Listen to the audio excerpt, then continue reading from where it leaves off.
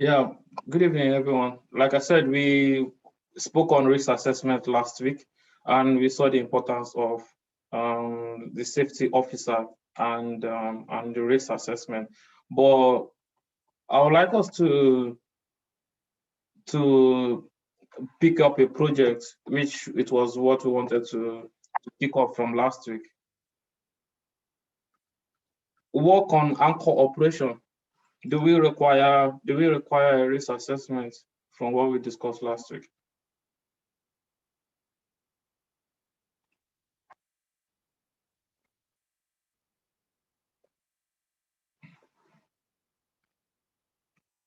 JJ, you were here last week. Work on anchor operation, do we require a risk assessment? Yes, it is highly required. Highly required, sir. Okay, so first struct hotel, when we want to do an anchor operation, what are the first things that I want to put in place in the risk assessment?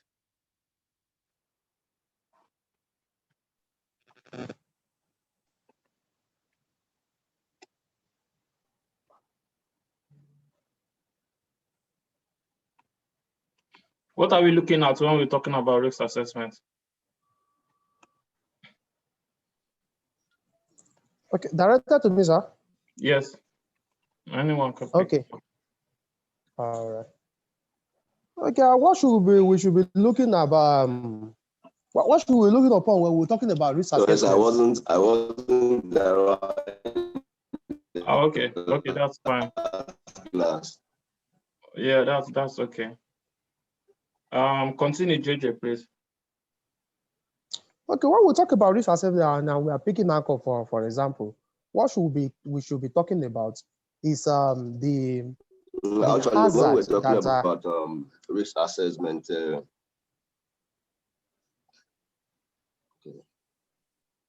Continue, Mark. Continue. No. Continue, JJ. I think it's just network. It's just what you said a long time ago. Okay, all right, sir. So when we're talking about risk assessment, the major thing that is germane to us there is to consider the danger or the hazard that are associated with the operation that we want to carry out, how to mitigate it, the people that are involved, that are involved in this thing, who are the people that are in line of fire whenever we want to carry out any operation. Those are the things we talk about risk assessment. Then we should know the level of risk, if it is one that we can normalize, if it's one that can be controlled, and if the risk cannot be controlled at that moment, what we can do to reassess the risk again before we can carry out any operation, no matter how small it is. Thank you, sir. Okay, that's very good. That's well noted. So now let's go over a full risk assessment, because this has been a failing question in orals, and I think this has been a failing question in orals, both in Nigeria and here in the UK. So we're going to be practical about this. And a student entered into an examiner hall, and the examiner gives him what I'm about to show you now.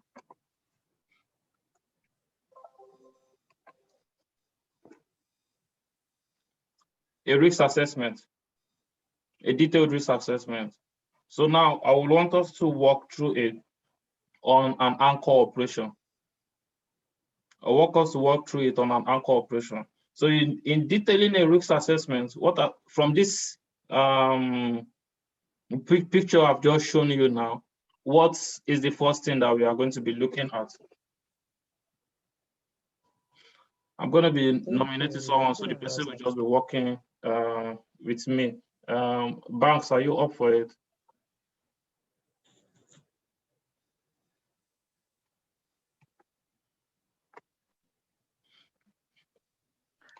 No, not at all. Okay. JJ, give me, what's the section one of this picture? What is it saying? Okay, the section one of this picture is talking about hazard and hey, you've taken the picture. Okay, he's talking about the hey, wait. The hazard analysis of the Intended intended work work activity. activity. Very good. Yes. Now we are dealing with anchor operation. We're dealing with anchor operation. Roger, What sir. we need to first analyze now is what are the hazards when carrying out anchor operation. So if we are carrying out anchor operation, what are the hazards that we are going to be dealing with? And I would like to give me one JJ, and anyone can just unmute their mic so we start writing it down. Okay, one of the hazards I can vividly remember is spark and particles falling into the eye.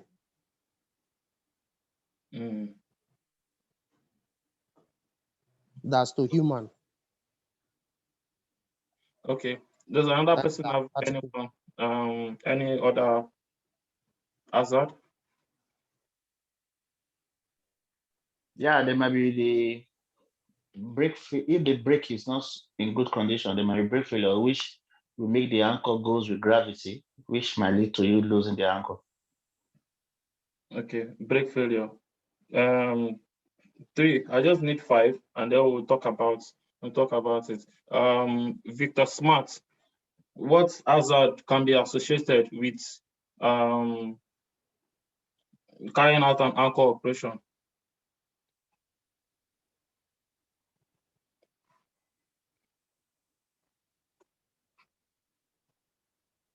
Yeah, it's open. Anyone can almost and okay, tensional. Yes. Tensional stress on the chain, which if we have a weak link, it can part and hit anybody. Tension on the train, on the crane. Okay. Is there any other? Can I get another opinion? 2 more.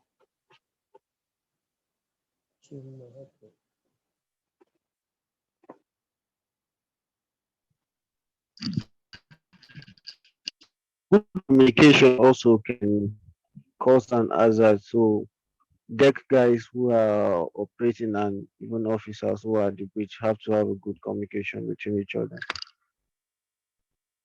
Come again. I didn't catch that.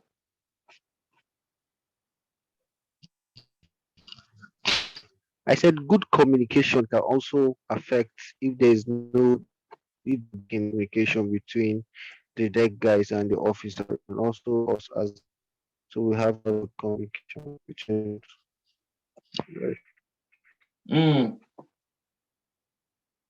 So you mean lack of proper communication is an hazard? I said it could lead to hazard. It could lead to hazard if there is no proper communication. Yeah, exactly. You've gotten the point. But right now we're dealing with the hazard itself, because this is one thing about the examination. We're saying so many things as well, but the examiner has given you this, and on bringing this, lack of communication into it, he has assumed that okay, maybe this is what lack of communication is an hazard, but which is not an hazard, but it is one of the factors, of course, like you said, that will lead to an hazard. So in bringing out hazard, what are the hazards? But what is an hazard to start with, Oscar?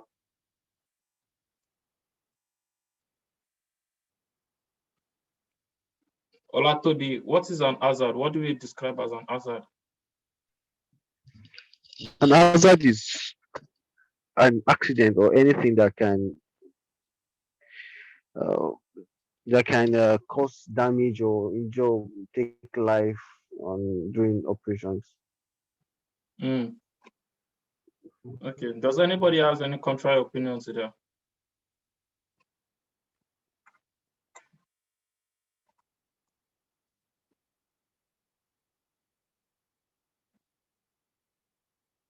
JJ, what is an hazard?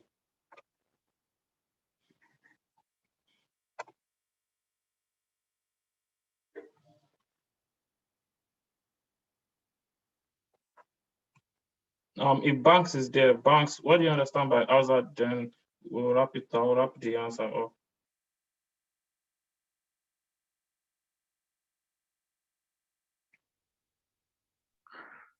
Hazard is anything that can cause harm to life, and if my results to injury or loss of life. Exactly. Thank you very much. So hazard is anything likely to cause harm. So in this scenario that we are seeing here, we are looking at things that will cause things that are really risky, things that are really hazardous. And this is one of the things that we want to put into subjection, we want to bring down. So when we say hazard, yes, we can say brake failures. When we say hazard, we can say retention in the brakes as well. When we say hazard, we can mean loss of control of the anchor. What happens if we cannot control the anchor again, and the anchor just keep falling and going down deep into the water? When we say hazard, we can even say slip, trip, and fall. Because what happens if the environment of the place is not well in place? I mean, it's not dry, it's not in a very good atmosphere, and there's rough weather, and a man slips and he falls during an anchor operation just close to the cable, and the cable is just rushing. It might lead all to hazardous situations. It might lead to an accident. It might even lead to fatality as well. So now that we've mentioned hazard, for one of the main principles of risk assessment is one, mention the hazard. So after they mention the hazard, what is the next thing that we do? The likelihood of the harm. How bad is it going to be affected? And the severity. How bad is it going to be affected? The likelihood of the harm, of how many, what's the interval, or what's the likelihood of such really happening? And with that, we are now going to go to the risk factor. We can see it there on the page. We go to the risk factor, which the risk factor now tells us, okay, this is a very low risk, or a medium risk, or a very high risk. So is it that we have a low risk, we have a high risk, or we have a very high risk? After that, then we start to analyze our, what they call it, existing control measures to put in place. So like I said, first thing first, identify the hazard. And when we are also identifying the hazard, and this is just the way we answer it down there, identifying the hazard, when you're also identifying the hazard, you identify people that will be affected. For instance, if we are doing an anchor operation in this case here, it's not going to be affecting the engineers down there in the engine room. It's not going to be affecting stewards down there. So people who will be affected, and most people who are mostly affected are people who are concerned with the job as well. So we identify the hazard, which is number one, and also the likelihood of the harm, the severity of the harm. Those gives us our risk factor. On identifying the hazard, the likelihood of the harm, how often can this occur? Then the severity of when it occurs, that gives you your risk factor. And like I said, on the risk factor, it's very low, medium risk, high risk, and very high risk. Very low risk, medium risk, high risk, and very high risk. On putting this one into place now, that's when we come into the control measures that we will put in place to either bring it from a very high risk one to what? To a medium risk, or a low risk, or even to eliminate it. Because if the main purpose of a risk assessment is to do two things. It's either to mitigate the risk or to eliminate the risk. So now we brought out, let's say, brake failure. Who said brake failure? So the brake failure, what are the control measures we can put in brake failure?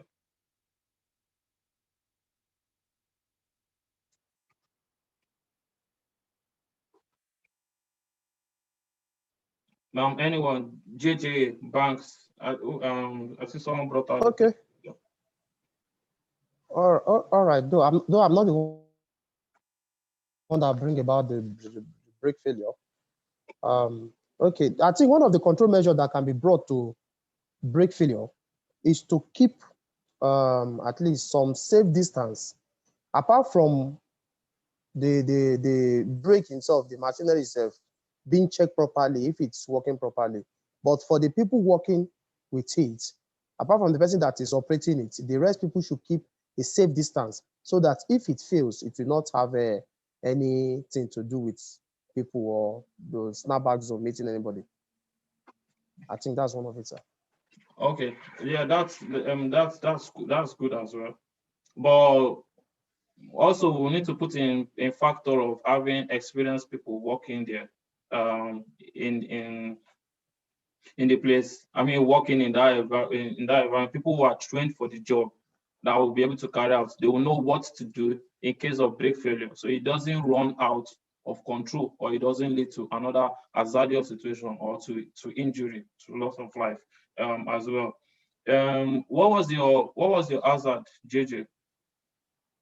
Okay, I talk about particles from the Okay, chain so because particles, that's once that one another hazard. The particles entering into the eye, if you are let go in the alcohol and it's splashing out. What yes, are the control measures that will put in place for that? that one is simple. Is by wearing the appropriate PPE, which is Okay, then the goggle as the main this thing. very good. Wearing the appropriate PPE, does it eliminate or it mitigates it? It mitigates it. No, It no, it mitigates it. eliminates particles entering the.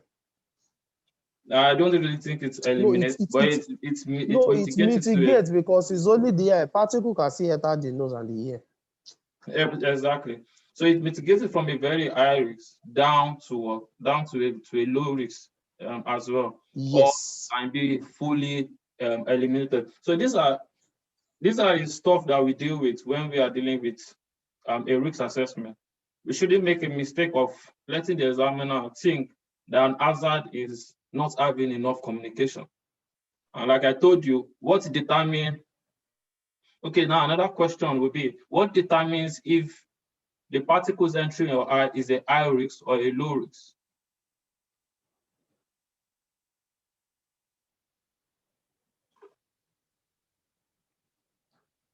Okay. Okay. What determines it? It is a very high risk if a particle will enter the eye because it can lead to partial or total blindness. But with the use of the PPE, So what it will determines eliminate the that. risk Sorry, it will factor? mitigate that.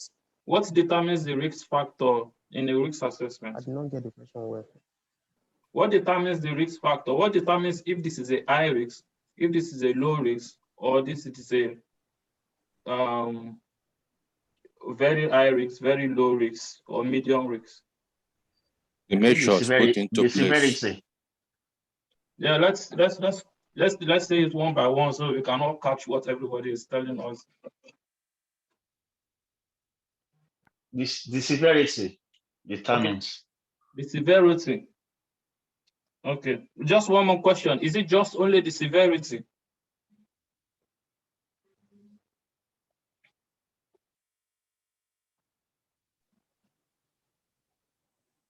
Yeah, sometimes it might look like these things are quite simple, but we get into that exam hall and I see orals reports, and this is kind of like one failing questions there. That's why we should be well guided. So when we have picked the hazard, which is particles entering the eye, it's an hazard on its own, but it does not determine, oh, it's a very risky stuff. The thing that determines the risky stuff is all on the page here in section 2. If we go down to the right hand corner, is everybody seeing it? Yes, sir. What's it saying? Okay, I think from there, from the section 2, it talks about a very unlikely. No. What's the title that is written there in blue, please? Okay. Assessment of risk factor. Assessment of risk factor. So, sir, when we have the hazard, they will determine the risk factor. We determine whether it's low, whether it's high, or whether it's a medium risk. And now, looking at that table again, what determines, what makes us determine if this is a high risk, a low risk, or a medium risk? You can see there's a table there. From the right hand, from the left hand corner, what's the title there? Okay, is it? The likelihood of the harm. Severity. From the left-hand Okay. corner of the table, you can see likelihood of the harm. Are you following me? Is everybody following me? Yes, sir. So we can see the Yes, sir. likelihood of the harm there, because this is the black stuff that they just drop on the table for you and for us as well. So from this table, likelihood of the harm, how often, so particles entering the eye, JJ, how often does this kind of happen? Is it likely? Is it very is it likely? Is it very likely, unlikely, or very unlikely? Very likely, sir. Very likely. Thank you very much. So very likely, but it does not yet qualify for your risk factor. So very likely, we take that one. So we use that table as well that we are all seeing here and put that very likely. So now, what's the severity of the harm? Severity is the extent of the harm. Severity is the damage that it will occur. Is it slight harm? As you can see from the severity up there, as well as everybody can see. You can see likelihood of the harm. Can everybody see the screen? Am I showing the right screen? Yes, sir. Yes. Yeah. So if you can see from the screen here, likelihood of the harm, which goes under to the very unlikely, likely, and very unlikely, likely, and very likely. And you have told us that entering of the particles entering the eye is a very likely one, which I agree as well, especially if you are legoing the anchor. So now that does not determine the risk factor. We go down to the severity of the harm, which I want everybody to really follow. Under the severity of the harm, Jojo, what do you see there? Under the severity of it, there is another subhead that we talk about slight harm, moderate harm, and extreme harm. Yeah, so slight harm, moderate harm, and what? Extreme harm. Those are three major ones. So can you tell me now, particles entering the eye, is it a slight harm, is it a moderate harm, or is it an extreme harm? Is that the personal opinion or general? Yeah. When you're carrying out a risk assessment, it's being carried out by the safety and based on your own experience, because to another person it might be, oh, that's a slight harm, and then you will know whether the person is really something. But if you have done this kind of job, of anchoring job, and you've seen the severity of it, you won't call it either a slight, but there are some other ones that you can call slight or extreme or moderate. So from your own experience from anchoring, entering of the eye, is it slight, is it moderate, or is it extreme? To me, I'll take it as extreme. As extreme. Yes, if it entered the eye. Yeah, thank you. But this is just for example only. A disclaimer. Yes, this is just for example only. So now, what JJ has given us is hazard, which is hazard number one. He has given us the likelihood of the harm, which is very unlikely. Listen to me very carefully. This is very important. The likelihood of the hazard does not determine whether it's risky or unrisky until you take it to your assessment of the risk factor. Every risk assessment, after this one, I'll give you another risk assessment from another company. Every risk assessment has a risk factor that must be there. That completes a risk assessment. So now, entering of the eye, hazard one. How likely does it occur? It occurs very likely. Then JJ has also said that it causes an extreme harm. So now, JJ, can you, from the table, interpolate very unlikely and extreme harm and give us the risk factor now, please? Okay, if it's the likelihood of the harm is very likely, and I'm taking the severity of the harm to be extreme harm, then it's going to be a very high risk from here, sir. A very high risk. So that is how we determine a risk factor. That is how we determine whether something is high, low, medium, or very low risk. So in full essence now, someone was trying to answer me the other time.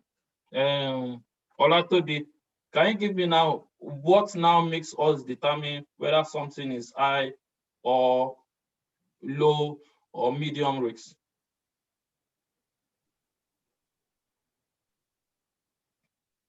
Come again, sir. Come again, sir. Sorry.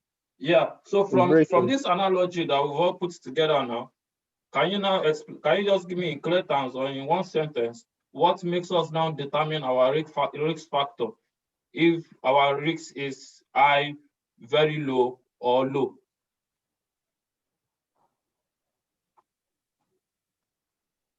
Okay. Breaking. Hello, can you hear me, sir? Yeah, I can hear you. I can hear you.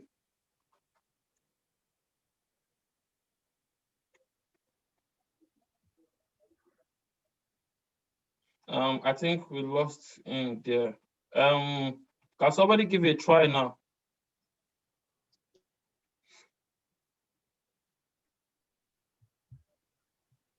Okay. Hello. All right, sir. Can I comment? Yeah, you're coming. All right, so I think the major thing is that for us to determine if a risk is high, low, or medium, is to consider the first subhead in there, which is if the impact will be a slight harm, moderate harm, or extreme harm. So with this now, we'll now determine if it is a low, medium, or high risk. Okay, very good. I'm just trying to brace us to the reality of it. In considering the risk factor of any hazard, we will need to put into consideration two things. One, the likelihood of the harm. The likelihood of the harm, and that will be cross-referenced with the severity of the harm. So if you have the likelihood of the harm alone, you cannot determine the risk factor as per COSWAP of that hazard. If you have the severity of the harm alone, you cannot determine the risk factor of that hazard. So just like we put into practice today, and we saw that one, we need to get the likelihood. How likely does this thing occur? Is it very unlikely? Is it unlikely? Is it likely? Is it very likely? I know, yes, this kind of look quite simple when we are doing it on board, but actually, when we get to the exam hall, it looks so basic that we cannot forget the principles at which we are meant to apply such procedure. So that makes us determine our very high risk, very low risk, very medium risk, and low risk as well. After doing that, then we now put our control measures in place. So such control measures, such like particles entering into the eye. You said wear your PPE. Now wear your PPE. Does it completely eliminate it? And that comes back to JJ that said wear your PPE. Does wearing your PPE, does it completely eliminate the fact that particles might enter your eye? Let me say it does not 100% eliminate it. Okay, now it does not 100% eliminate it. That's another very good thing. So now, from the likelihood of it happening now, which was very likely before, without it on your face. Now, where are we going to put the likelihood now? Okay, that one would be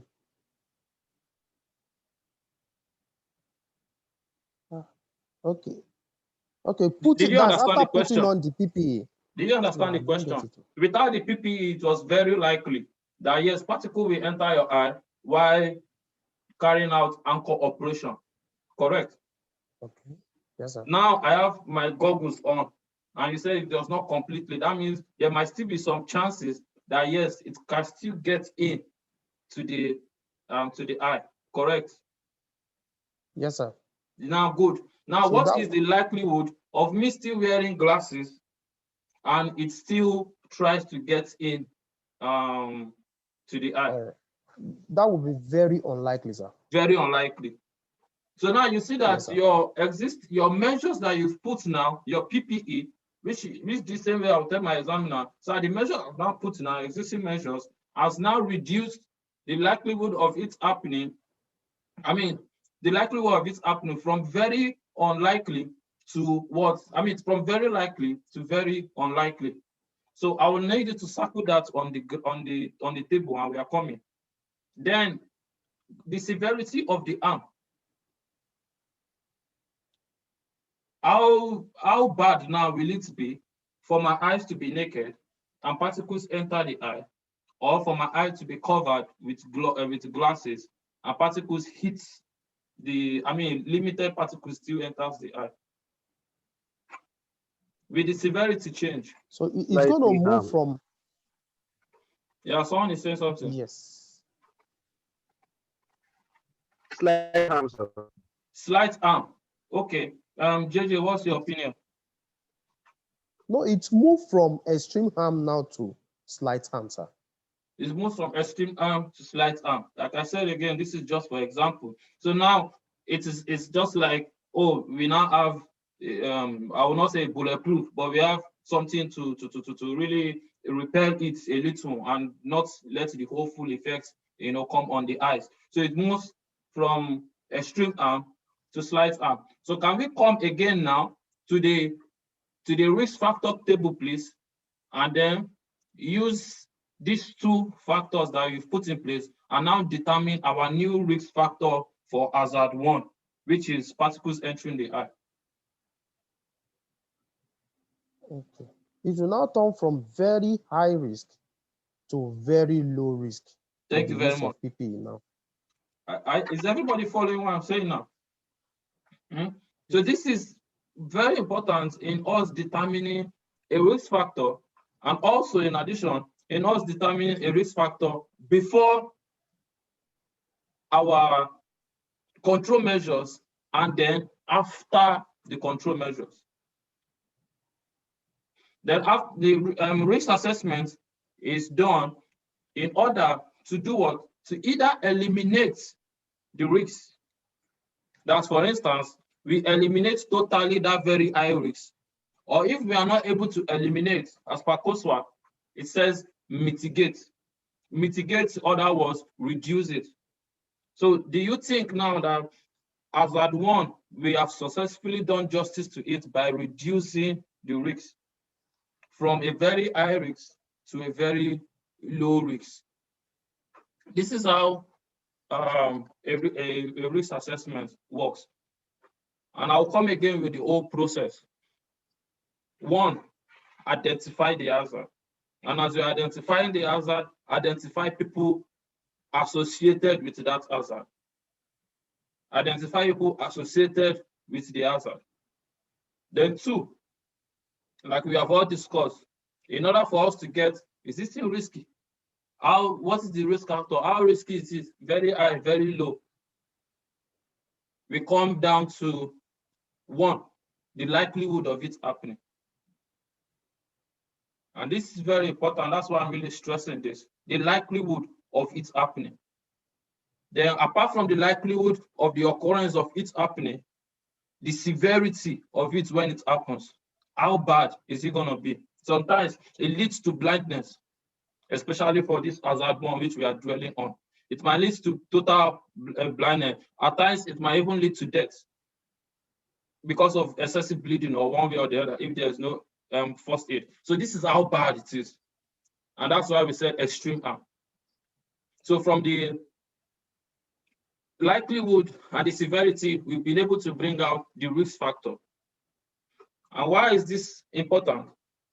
Some other reports that I've seen, or some people from examiner, especially even in Nigeria as well, and in the UK. Oh, particles entering the eye. Oh, are you serious? How risky it is? So it's very risky because it's bad. So what makes you say it's risky? So it's risky. That is a tricky question. What makes you say it's risky? For you to be able to factor whether it's very high, whether it's highly risky or medium risky or very highly risky, you really tell the examiner, sir, looking at what two major factors, the likelihood and the severity of the harm, then I'll be able to determine it. And then you put in your control measures. Control measure is your PPE. Your PPE either removes, eliminates, which is remove, or mitigate, which is reduce the severity, the risk factor. And then if after you have done these control measures and it still lands you in, for instance, in this case here, it still lands you, I'll pick one now. It still lands you on a very high risk, meaning the likelihood of it happening is unlikely, but it is still extreme harm, and we still have very high risk. Then that is where we have additional control measures that you put in place in carrying out a risk assessment. So there are control measures and there are additional control measures, further control measures, which will be reviewed. At this stage, I will take a pause now in case anybody asks any question before I'll continue.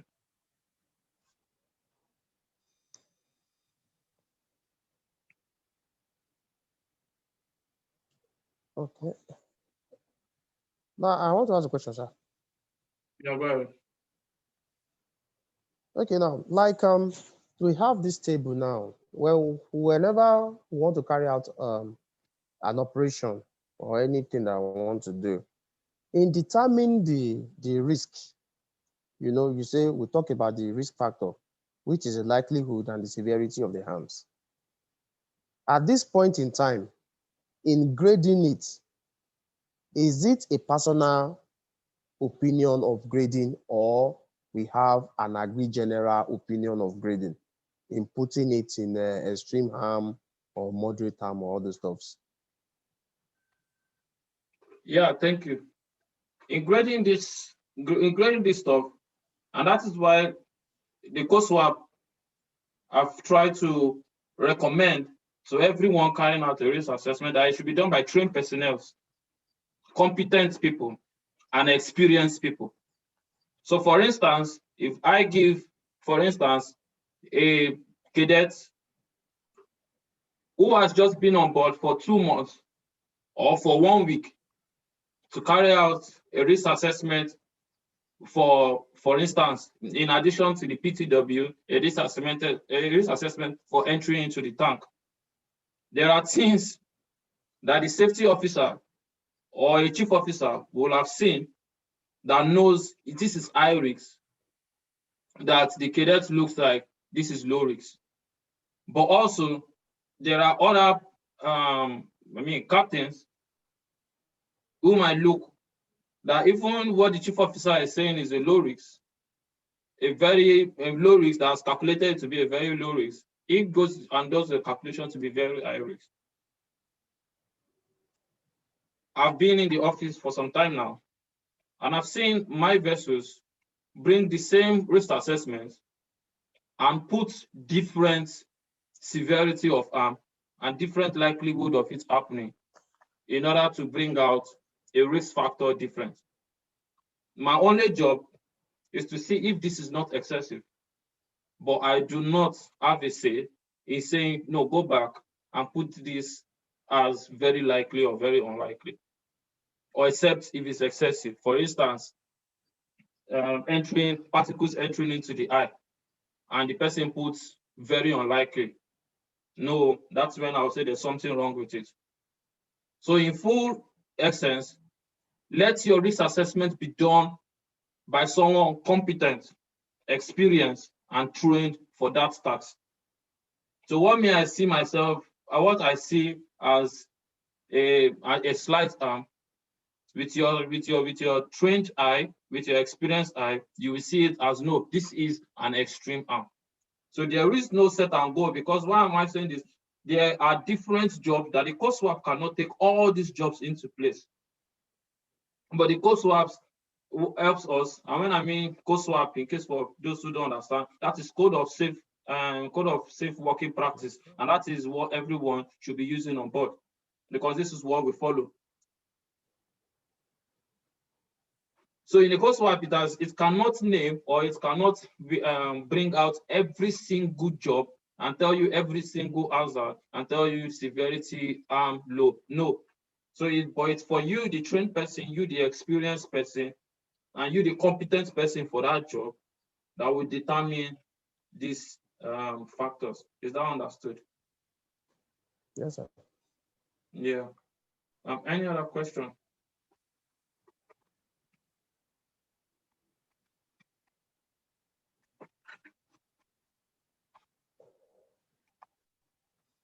All right. With that, I will go down to the second one that I had for today. Just a second.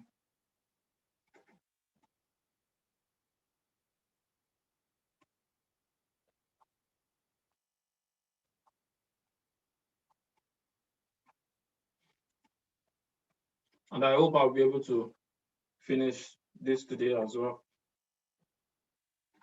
Can everybody try to let me know what a permit to work is?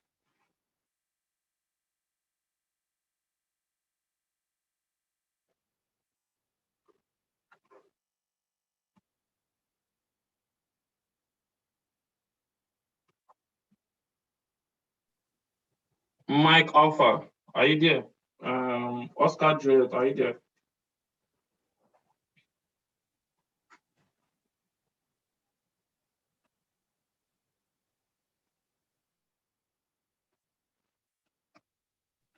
Okay, anyone can just tell me why you understand by permits to work. Why is it different from a risk assessment?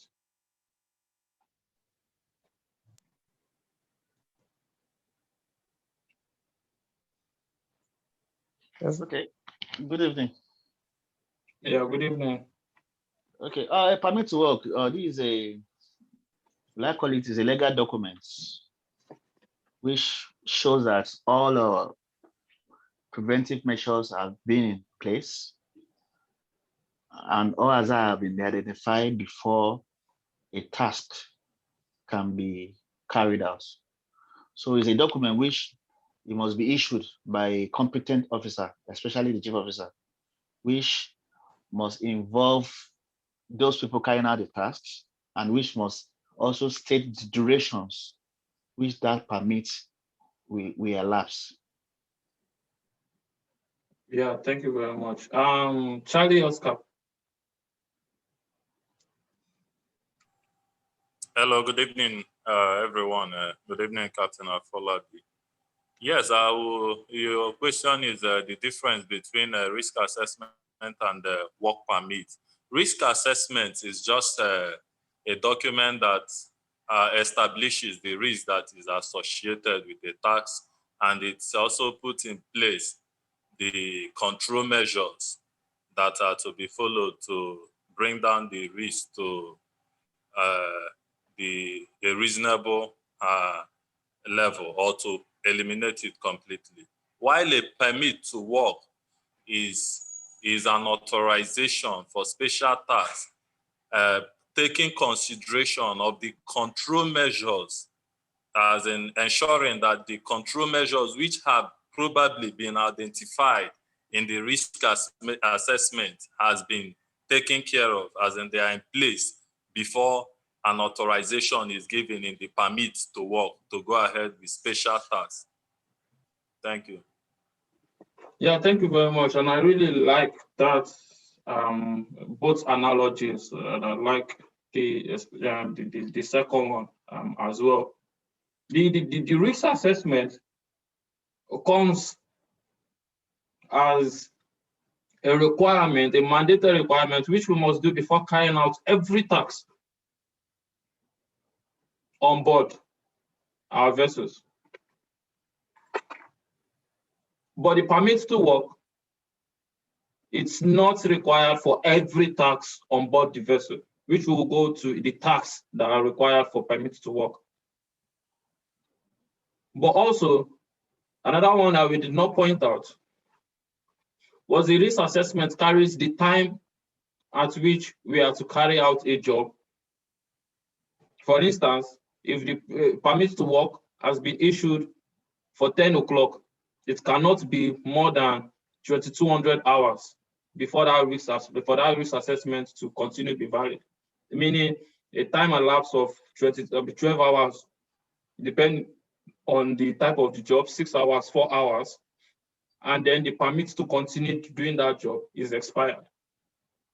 But the major importance of permits to work is putting in place every circumstances, putting in place every factor that surrounds that particular job. For instance, I want to climb up to go and change the bulb on the Monkey Island. And I'm going to climb up on the mast, assuming I'm an ETO, work at height. Of course, you carry out a risk assessment for every permit to work. Let's know that one first. But where a permit to work comes in is for that kind of work at height. Have you considered the weather? Have you considered the environmental factors? Have you considered other jobs in the vicinities? Have you considered the rolling and pitching of the vessels? Have you considered the state of the vessel itself? No, you are not permitted to go and climb up there. Another example, I want to go and wash the freshwater tank on board. And then boom, you open the tank. A risk assessment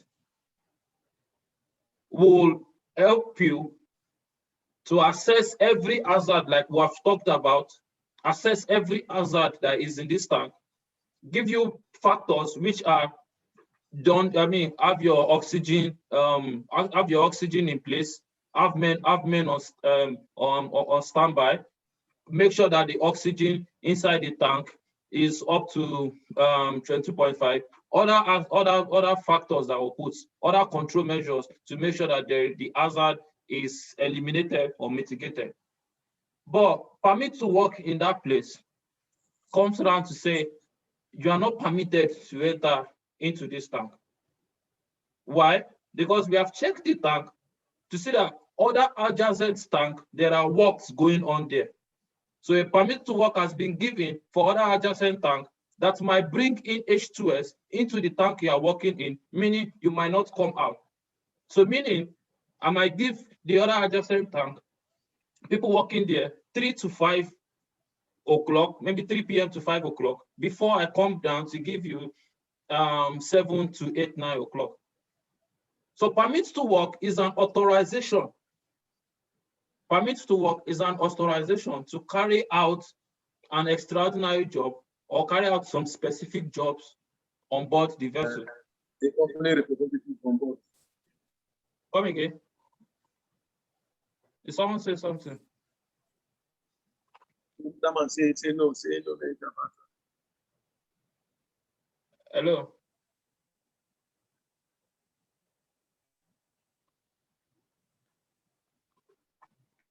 All right, I'll continue. For instance, anchor operation does not require a permit to work. Carrying out an anchor operation does not require a permit to work, but it requires what? A risk assessment. Carrying out a bunkering operation does not require a permit to work, but carrying out hot work, welding, you will require permit to work. Entry into enclosed space tanks, you will require what? You require a permit to work. We want to go and paint overside of a ship. You require authorization to do these things. if we're not able to buttress much on this permit to work, this is where we'll continue from next week. But the definition of my own permit to work from the slide that we are seeing here is a safe work permit is a written record that authorizes specific work at a specific location for a specific time period. I repeat, a specific work. So if, for instance, I say we are going overside, I might give you a permit to work. The permit to work is not for welding, it's not for hot work, it's just for going overside, maybe to do some painting or some washing. And a permit to work, for instance, entering into a closed space tank cannot be given together with hot work permit. It has to be two separate. So if, for instance, you are going to an entry enclosed space tank to do an hot work, you have to have two separate permit to work for that. Especially different company has different formats. So a specific work at a specific work location, and which is the third one, is the most important one, for a specific time period. Then permits are used for controlling, coordinating, and to establish and maintain safe working conditions. So before a permit to work is issued, you must have completed the checks. You must have ensured that, yes, this operation is going to go on smoothly. You must have ensured that, yes, every mitigating factors that eliminates every risk associated with that specific work is being put in place. And that's permit to work on its own. So for instance, any unforeseen hazard must have been considered before a permit to work is given. So as a chief officer on board, as a safety officer on board, my work is to prepare a permit to work only after considering every factors in place. I had a very funny incident while I was chief officer in Nigeria. The operation manager came on board the vessel and told my crew 5 a.m. that they should open a mud tank and go in there to check one or two things. And they said, no, sir, chief officer. Then our chief officer, Busayo, has already said, we cannot enter this tank until they give us what they call PTW. Then they did not even know the full meaning of the PTW, but I specifically dropped that inspection that even if the ship owner comes, no PTW, we are not entering the tanks because there was a tussle there. But on waking up in the morning, the first thing I would like to first do is go to the tank, check the oxygen level. Check the oxygen level of the tank after making sure that the tank has been open for a very long time before carrying out other checks. Who are going to be entering into this tank, and making sure that even these people, they know what they're doing. Also put in place emergency procedure in case things go wrong. Putting all these precaution and consideration into place, then I issue the permits to work. And then the manager turned around and told me, so come, you are the one who knows how to issue the authorization. Why can't I, who employed you, issue the authorization? And that's why I told him, sir, this is permit to work. This is not a manager authorizing the crew. This, as per COSWAP, is from the ship after putting all consideration into places. What am I saying? The permit to work cannot come from the office. Permit to work cannot come from anywhere. It comes from you, the safety officer, you, the chief officer, you, the captain, in order to ensure that, yes, this job can be done in a proper manner. And it's an agreement, because everybody entering into that tank, or everybody entering it to do the oversight work, or everybody climbing up, will see, or we know the factors being put in place, and then we issue, they'll be able to sign and issue their own signature. I'm going to pause here, and from here we'll continue next week because of our time. Does anybody have any question to clarify, both on risk assessment and permit to work. Because one report that I've seen, there was a mix-up. Permits to work is what we will use in mitigating the risks and entering into the tank. No, permit to work is an authorization, is a clearance, is a license to do, and it's not just to do anyhow work. It's to do the work, and which we will go into next week, the type of work that we have to do before we require a permit to work. For instance, if a man wants to do an anchor operation job and is requesting for a permit to work, he has misplaced his priority. But if you are going into an enclosed space and you are requesting for only risk assessment, it's a failure from the examiner. So you need to know what job you must do on board that you require a permit to work. Is that well understood?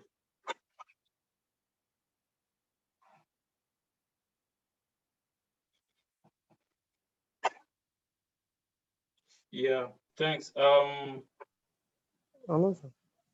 Yeah, go ahead. Okay, though the time is fast spent. Okay, you said that it is not all work that require permits to work.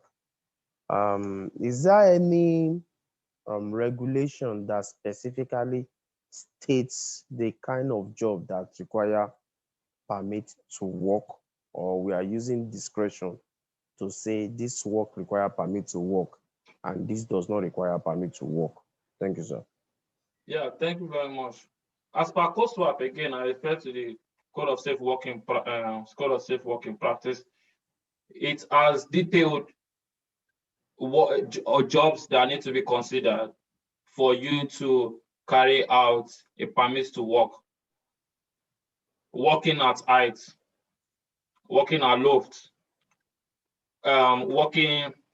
enclosed space, working in an enclosed space, hot work as well. And we can go down there, and which, like I said, in our next week, we'll go into all the jobs that we need for a permit to work.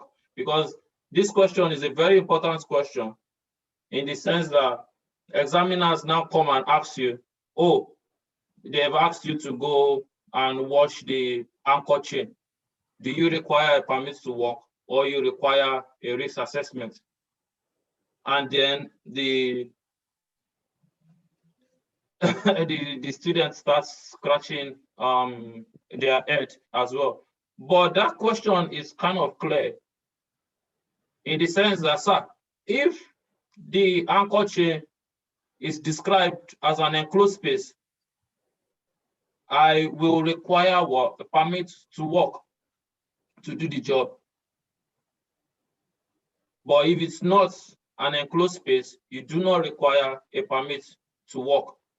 So like the permit to work showed you specific locations, and it really brought it out, there. So if the anchor chain, and I've seen vessels where the anchor chain, because of how small they are, the anchor chain run through their engine room, you do not require a permit to work. But every enclosed space on every vessel should show a crested sign showing a permit to work as well, which is one of the regulations as per the Marine Guidance Notice, so that everybody is well aware of the type of tank this is. So, like I said, we can have a read. Let's go through it, and that can be us. I've given us 4 or 5 now. Let's pick out others that are permits to work and not permits. That we read risk assessment and permits to work.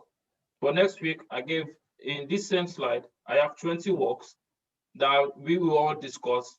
Does this need a permit to work, or this needs a risk assessment? So I don't want to spoil that for now, but when COSWAP is clearly stated the kind of works that we need permit to work. But like I said, every job on board needs work, a risk assessment. You want to carry out any job on board, and the examiner is asking you, or even on board self in a practical way, please carry out a risk assessment. And yeah, I hope that answers the question. Yes, yes, sir. All right. Is there any question again? Yeah, thanks very much. And in the absence of any question, I will like us to go back to our group and we argue our general average for those who are be making it very interesting. And we'll see you next week. And thanks again for attending. Thanks to everyone, every single one in this class. And it will be a pleasant time. We all come next week and try as much as possible, make it interactive. Nobody knows it all. Even I myself, I don't know it all, but let's all come together and let's make the class as interactive. Bring your questions, your doubts, and we'll be able to clear it every Tuesday. With that, I'll say thanks again, and see you next week. Freddy, you want to ask a question or what? No, just want to say thank you for the class. I came in very late, but I learned something today. Oh, yeah, you're welcome. You can always join in anytime, 8 to 9. All right, then. See you guys then. Thank you so much, sir. Thank you, sir. Okay. Bye-bye. Yeah. When is your